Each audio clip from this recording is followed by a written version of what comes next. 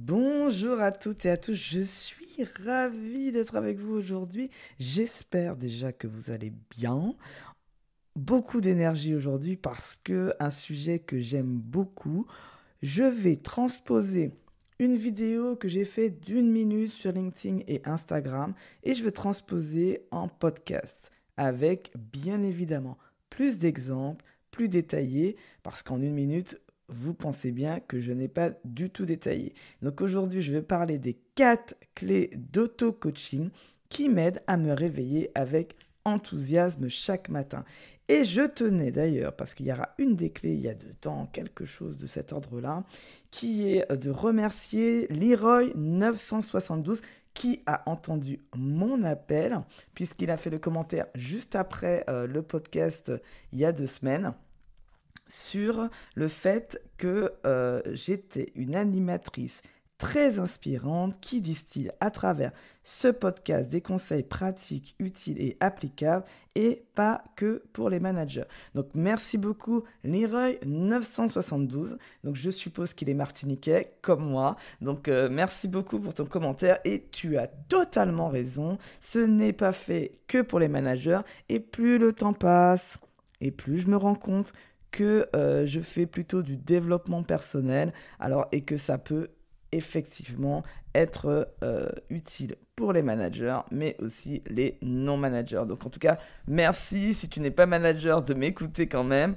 et jusqu'à ce que je décide un peu de me positionner autrement. Donc n'hésitez pas surtout à écrire un commentaire, un avis sur Apple Podcast, et surtout à transmettre le podcast autour de vous. C'est ça qui va beaucoup m'aider, et justement de préciser que ce n'est pas la peine de s'arrêter au fait qu'il y ait le mot manager dans le titre aujourd'hui. Donc, restez avec moi parce que je suis très, très enthousiaste, à vrai dire, à vous donner les 4 clés d'auto-coaching qui m'aident à me réveiller avec enthousiasme chaque matin. À tout de suite. Bienvenue chez Je suis manager et je le vis bien, le podcast au service de l'épanouissement personnel et professionnel. Je suis Fabienne Wiltor, Happy Coach professionnel certifié, conférencière en entreprise et dirigeante de la société Oser Être. Je vous livre dans ce podcast des clés d'auto-coaching expliquées simplement et sans langue de bois. Ces clés activables rapidement vous permettront d'améliorer votre bien-être, de faciliter vos interactions avec les autres et de développer les soft skills indispensables à tout manager digne de ce nom. Pour commencer, nous allons donner la première clé. Alors non, d'abord, avant de commencer à donner les clés, quand même, je vais expliquer mon cheminement. Ce qui s'est passé, c'est qu'il y a 5 ans à peu près, j'ai commencé à m'ennuyer dans mon job. J'ai commencé à ne plus être totalement alignée avec tout ce que j'entendais autour de moi. J'avais quand même régulièrement des conflits avec des collègues avec qui je ne m'entendais pas forcément. Donc heureusement, j'avais mon équipe avec qui je m'entendais très très bien, mais avec les chefs, c'était un peu plus compliqué. Tout ça faisant, j'habite en région parisienne, les embouteillages, les gens stressés sur la route. On avait commencé la journée, les gens arrivaient stressés parce qu'ils avaient des problèmes de transport, de tout ça, machin, etc. Bref, tout ça a fait que moi, à un moment donné, le matin, j'avais plus envie d'y aller. J'avais plus envie de me réveiller. Et donc, je traînais. Vous savez, le fameux snooze où on éteint le réveil et on est là et on attend. On ne sait pas ce qu'on attend, mais on tourne dans notre lit, etc. Et là, j'ai compris quand même qu'il y avait commencé à avoir un problème parce que jusqu'à présent, jusqu'à ce moment-là, quand j'ai commencé à prendre conscience de ça, je n'avais aucun problème à me réveiller le matin, sachant que je suis très matinale. Moi, c'est là où j'ai le plus d'énergie, c'est le matin. Et donc, j'ai commencé à me dire, ok, il y a un petit problème, sans vraiment en prendre conscience, mais je sentais que quand même, c'est quand même bizarre de ne plus avoir envie de se réveiller le matin. Et donc, depuis 5 ans, j'ai mis au fur et à mesure des choses en place qui fait qu'aujourd'hui, je n'ai aucun problème à me réveiller le matin. Et même si des fois je suis fatiguée, et même si des fois j'ai un peu plus de lassitude, j'ai quand même envie et vraiment avec enthousiasme envie de me réveiller le matin. Et donc, je vais vous partager aujourd'hui ces 4 clés. Donc, c'est un condensé de toutes ces années d'exploration, de connaissance de moi-même, de savoir ce qui m'allait. Donc, bien évidemment, vous prenez ce qui est bon pour vous et à l'instant T. Mais vous allez voir qu'au fur et à mesure, si vous réécoutez cet épisode et que vous continuez votre cheminement, à un moment donné, c'est quand même l'ensemble de ces clés qui vous permet d'avoir vraiment une vie qui vous correspond et une vie dans laquelle vous avez envie de vous réveiller le matin. On commence ? La première clé. Alors ça, c'est celle que j'ai, je pense, démarré très très tôt. Dès le départ, c'était ça. C'était que la première action de votre journée, la première, c'est-à-dire qu'au moment, après avoir ouvert les yeux, bien évidemment, mais la première action de votre journée doit être pour vous et, surtout, doit vous faire plaisir. Alors, ça a l'air simple comme phrase, mais elle n'est pas si anodine. Généralement, moi, je me réveillais le matin, juste pour vous donner une idée, entre le moment où j'ouvrais mes yeux et le moment où je sortais de chez moi, il s'écoulait 30 minutes. Sachant que je me douchais, sachant que je prenais mon petit déjeuner, et je m'habillais bien évidemment, et donc il s'écoulait 30 minutes. Donc inutile de vous dire qu'à peine le réveil qui sonnait, j'étais un peu au taquet, et j'étais déjà en mode stress le matin. Donc c'est vrai qu'au bout d'un moment, quand on sait qu'on se réveille pour être stressé, on n'a pas trop envie de se réveiller. Et donc l'idée, c'est de se dire, ok, qu'est-ce que j'ai envie de faire le matin pour me faire quelque chose pour moi qui me fasse plaisir. Alors par exemple, je sais que parce que c'est des choses que j'ai transmises au cours de ces années à des amis, puis maintenant à mes clients. Et donc il y a des gens qui disent simplement déjà de prendre le temps de prendre son café. Donc il y en a qui le prennent même dans leur lit, ils se lèvent, ils font leur café, ils prennent leur café, ils se mettent dans leur lit et il reste 15 minutes à se réveiller, à prendre le temps de se réveiller. Ça peut être que ça. Ça peut être comme moi, j'ai été drastique, moi, j'ai commencé ce qu'on appelle le Miracle Morning d'Hal Herold, qui est un concept pour moi, c'est plus une philosophie que le fait, parce que la com marketing dit il faut se réveiller à 5h30 du matin, ce que j'ai fait. Néanmoins, c'est pas ça tant pour moi la philosophie de Hal Herold, c'est plutôt le fait de se dire que la première chose qu'on va faire le matin, ça sera quelque chose pour nous.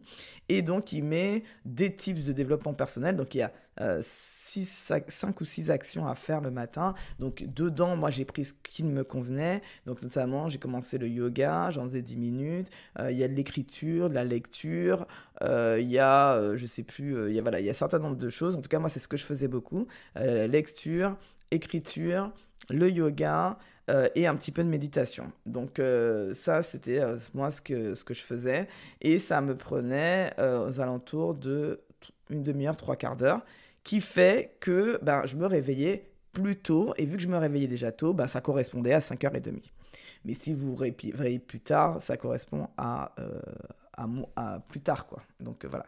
Donc l'idée, c'est d'avoir 45 minutes, 1 heure pour vous, et surtout des choses qui vous font plaisir, qui fait que quand vous vous réveillez, à l'idée même de vous dire que vous allez faire ça, ça vous met en joie.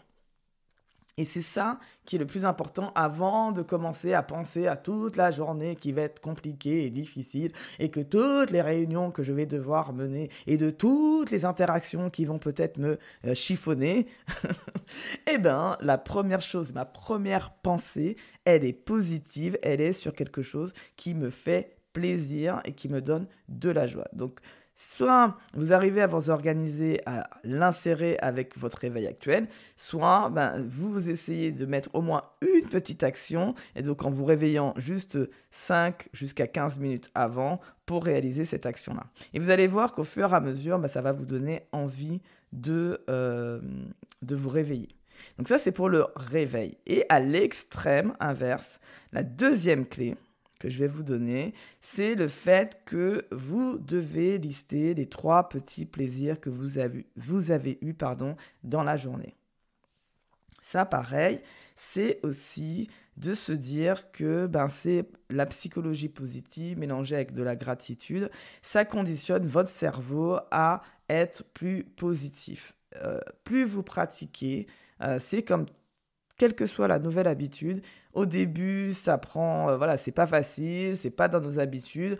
On se dit, waouh, quels les trois petits plaisirs. Moi, je l'ai adopté avec Florence Servan-Schreiber à l'époque parce qu'elle avait fait un livre qui s'appelait Les trois kiffs par jour.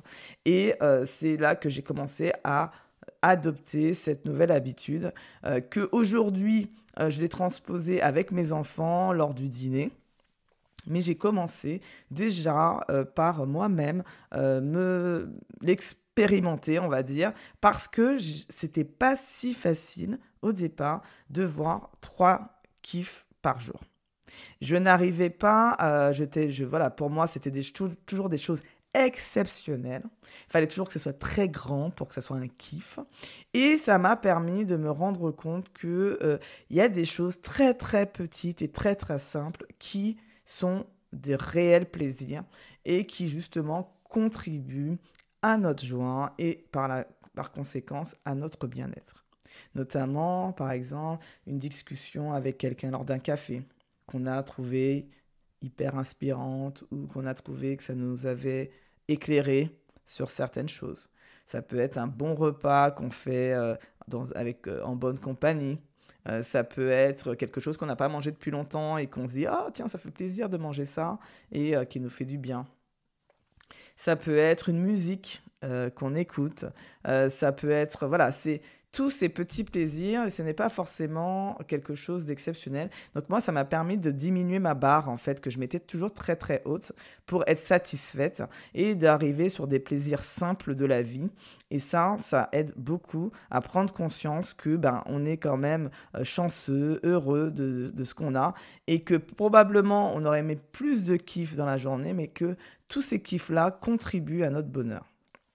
Donc ça, c'est une pratique que je vous conseille d'adopter, soit seul en le faisant juste avant de se coucher, dans votre lit, de vous remémorer votre journée, pardon, et de se rendre compte que effectivement ma journée, elle est plutôt chouette, et parce que j'ai eu au moins ces 3 petits plaisirs dans la journée.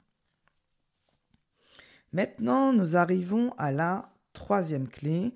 La 3e clé, c'est que vous devez visualiser la journée du lendemain et déterminer vos 3 grandes priorités. Alors, l'idée, c'est que de ne pas subir sa journée, mais plutôt de la préparer et de décider en amont ce que vous avez envie de faire et comment vous avez envie de vivre cette journée. Chaque journée, vous choisissez de la vivre de telle ou telle façon. Par exemple, je regarde mon agenda la veille au soir pour savoir ce que j'ai, parce que mon agenda, il est perso-pro, je ne fais pas la distinction, c'est un ensemble. Je ne dis pas, tiens, ça c'est le perso, ça c'est le pro, parce que le perso peut être à l'intérieur du pro et vice-versa. Parce que les deux sont interconnectés et influencent.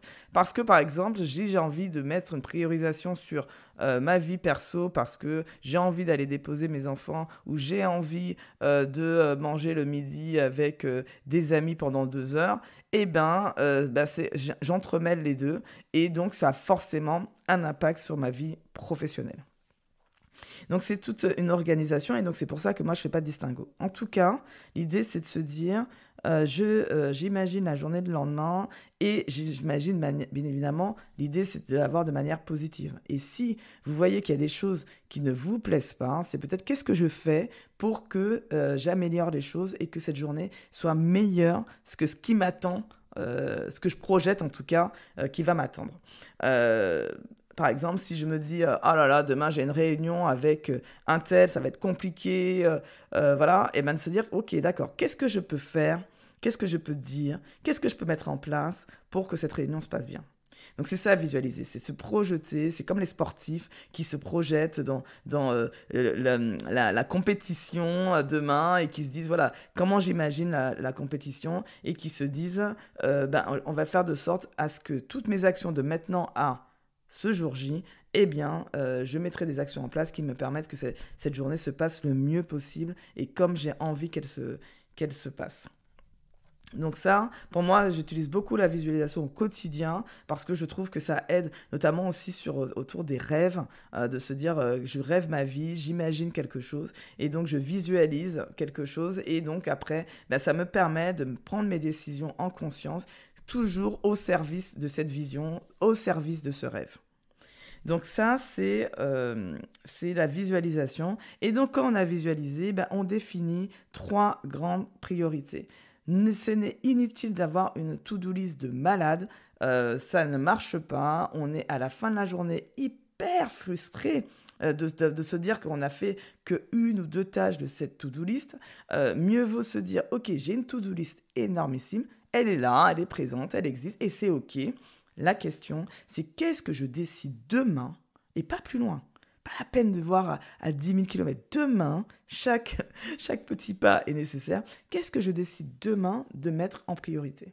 Et ces priorités, généralement, moi, j'essaie de me dire aussi en fonction de la période, de mon énergie, est-ce que je serai entouré de beaucoup de personnes ou pas? Est-ce que j'ai du temps ou pas? Par exemple, si jamais je sais que j'ai qu'une heure entre 2 réunions, bah, c'est pas là que je vais mettre plein de choses. Je vais peut-être me dire que peut-être qu'après la première réunion, je serai un petit peu fatiguée, j'aurai besoin de remonter en énergie. Et donc, je me dis, bah non, en fin de compte, une demi-heure, qu'est-ce que je peux faire? Et donc, je vais faire peut-être de la comptabilité, je vais faire des choses qui ne me demandent pas beaucoup d'énergie, mais qui sont plutôt des choses automatiques, on va dire.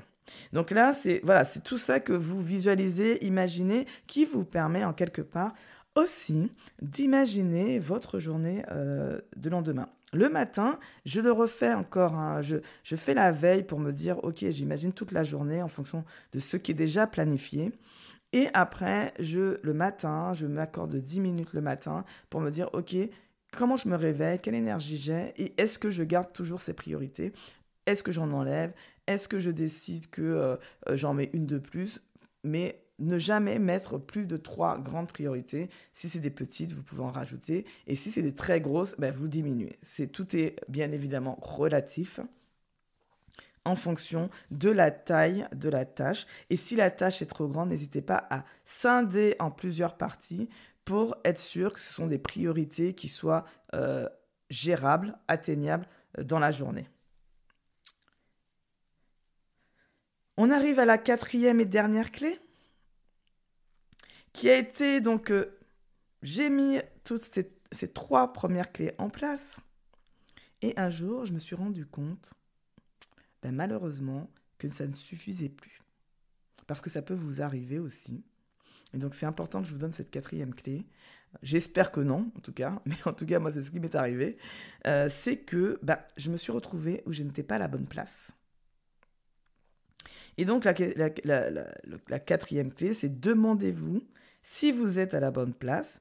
Et si ce n'est pas le cas, vous n'êtes pas un arbre, alors bougez. Donc ça, je l'avais vu la première fois chez l'optimisme. J'avais trouvé ça hyper inspirant de me dire, ok, c'est aussi derrière cette phrase, il y a quoi? Il y a le fait de prendre ses responsabilités sur sa vie. C'est-à-dire que quand on commence à râler, quand tous les jours, qu'on commence à ruminer à chaque fois que rien ne va, qu'on se plaint de notre situation, à un moment donné, il faut se poser la question, est-ce qu'on est au bon endroit? Et si ce n'est pas le cas, se poser la question de comment je fais pour bouger. Est-ce que c'est un autre poste, toujours dans la même entreprise? Ou est-ce que c'est même en dehors de l'entreprise? Est-ce que je suis dans la bonne ville? Ou est-ce qu'il faut que je parte même de la ville? Toutes ces questions-là, moi, je me suis posé ces questions-là à un moment donné de ma vie, de me dire, attends, est-ce que je suis au bon endroit? Je suis de plus en plus malheureuse. J'ai mis plein de choses en place, ça ne marche toujours pas. Donc maintenant, il faut que je me pose les bonnes questions. Parce que ça pensait, ça résout le problème pendant quelques mois, et après, ça revient quand même avec une sorte de nonchalance, de plus d'envie, vous voyez, le manque d'envie. Et donc là, ça nécessite un peu de courage, de se regarder en face, de se dire peut-être que tu n'es pas à la bonne place. Et après aussi, d'être optimiste et avec de l'espoir qu'on peut trouver peut-être mieux pour nous ailleurs. Et ce mieux pour nous ailleurs, après, c'est de partir en quête de ce mieux pour pouvoir le trouver. Donc ça, aujourd'hui, j'accompagne des clients sur ce chemin. Ça, j'adore faire ça. Donc s'il y a des personnes intéressées, avec grand plaisir, qui est sur un cheminement, plutôt que de faire comme moi en 5 ans, de le faire en une seule année, et qui fait que on se voit une fois par mois et nous cheminons ensemble sur justement mettre en place des choses qui correspondent à la personne et surtout de mieux se connaître, mieux savoir qui on est pour être capable de prendre les décisions en conscience de ce qui est bon pour nous. Tiens, même moi, en me le disant, je me dis, c'est profond parce que là, je suis à l'étape aujourd'hui où j'ai atteint la vie que j'ai rêvée il y a 4 ans et que maintenant, je suis en train de réfléchir à la prochaine étape, à mon prochain rêve, où j'ai envie d'être et ce que je veux dans ma vie demain. Et donc, moi, je le fais un peu comme ça. Je ne m'imagine pas des trucs extraordinaires dans 25 ans ou 30 ans. Pour moi, j'en sais rien. Ce n'est pas quelque chose que j'arrive à faire. Mais par contre, de me dire, OK, c'est quoi mes prochains rêves ?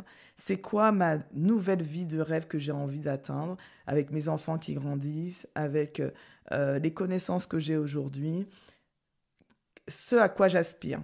Et c'est vrai qu'à chaque fois, je disais, si tu le rêves, c'est que tu peux le faire. Parce que ton cerveau, il va créer quelque chose que tu es capable de faire. Et ça, j'y crois vraiment. Et c'est pour ça que là, avec mes nouvelles connaissances, la nouvelle personne que je suis, je me dis, voilà, qu'est-ce que je peux atteindre encore aujourd'hui ? Donc j'espère en tout cas que cet épisode vous aura plu. Et je vous donne un petit récap, parce qu'il faut toujours donner le petit récap à la fin du podcast, c'est quand même mieux. Donc je vous ai donné 4 clés aujourd'hui. La première clé, c'est que la première action de votre journée doit être pour vous et doit vous faire plaisir. Si besoin, réveillez-vous 15 minutes avant pour la réaliser. La clé numéro 2, la veille au soir, vous devez lister les 3 petits plaisirs que vous avez eus dans votre journée. La clé numéro 3, vous devez visualiser la journée du lendemain et déterminer vos 3 grandes priorités. Et la clé numéro 4, demandez-vous si vous êtes à la bonne place et si ce n'est pas le cas, vous n'êtes pas un arbre, alors bougez. Donc n'hésitez pas à me faire des commentaires via Apple Podcast, mais je ne peux pas vous répondre. Si vous voulez des réponses de ma part, je suis sur LinkedIn et Instagram, donc n'hésitez pas à m'y rejoindre. Et pour pouvoir communiquer, discuter, et si je peux vous aider déjà rien que via des commentaires, j'en serais ravie. Donc je vous souhaite une très belle journée et une très belle semaine. À très bientôt. Bye bye. Attendez, ne partez pas tout de suite. J'ai besoin de vous encore quelques secondes. Vous pouvez soutenir ce podcast afin qu'il puisse continuer d'exister de façon totalement gratuite. La première consiste à mettre une note et un avis sur Apple Podcasts ou Spotify. Vous retrouverez les liens dans le résumé de l'épisode. La seconde consiste à parler autour de vous de ce podcast et à envoyer un épisode que vous avez aimé. Cela me rendra happy. Et si vous avez des questions ou des commentaires sur un ou plusieurs épisodes du podcast, rejoignez-moi sur les réseaux sociaux en recherchant Fabienne Woltor. Je suis très présente sur LinkedIn et Instagram.